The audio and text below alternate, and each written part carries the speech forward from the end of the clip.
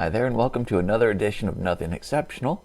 This review's of the 2002 movie Spider-Man, starring Tobey Maguire, Kirsten Dunst, James Franco, Willem Dafoe. This is also Nothing Exceptional's first attempt at using a green screen. You should feel special! There's a lot of opinions about this movie, mostly about Tobey Maguire's performance. I think if he did such a poopy job, nobody would have wanted him for another 2 movies, right? Right?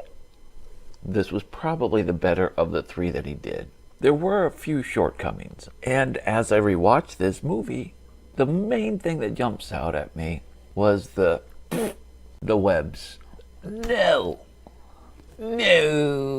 What movie producer, director, writer, whoever came up with that thing where the Spider-Man I remember from the comic books, and I've read a lot of Spider-Man comic books, that he was this science whiz kid in high school who got bit by the radioactive spider, which the movie got right.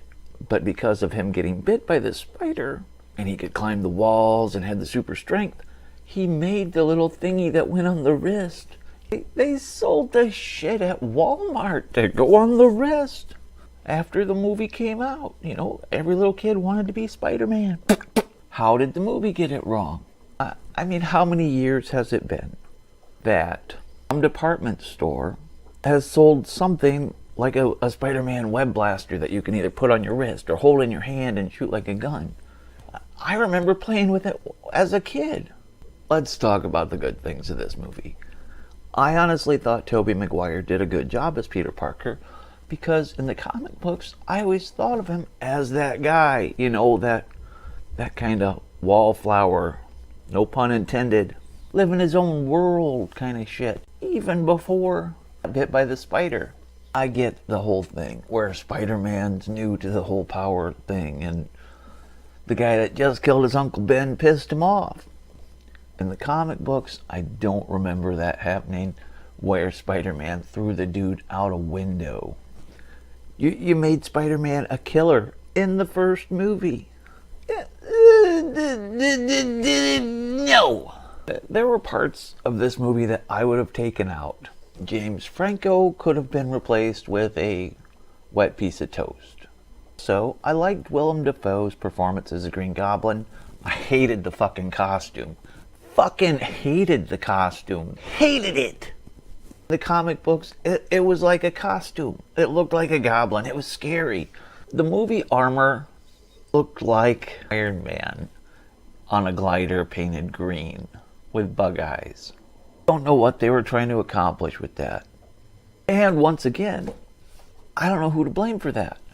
And I'm not going to sit there and watch the whole movie or even look it up just so I can be like, You fucked up this movie! And I know this is Marvel's guy. He's their numero uno, right? Please look at everything I'm talking about here. That being said, let's look at the positives of this movie. I did enjoy Tobey Maguire's performance. That's how Peter Parker is supposed to be. He's a dork. I know what a dork acts like. I like Willem Dafoe in this movie. I like Kirsten Dunst in this movie. However, I love the performance by the guy playing J. Jonah Jameson. That seemed spot on to me. Perfect number 1! So with the action, with some of the good performances in this movie, the most I'm going to give this movie is 3.25 stars. And I know there's a lot of Spider-Man fans out there that are going to be like, well, fuck you. If you're a purist, you know that's right. The fuck's wrong with you?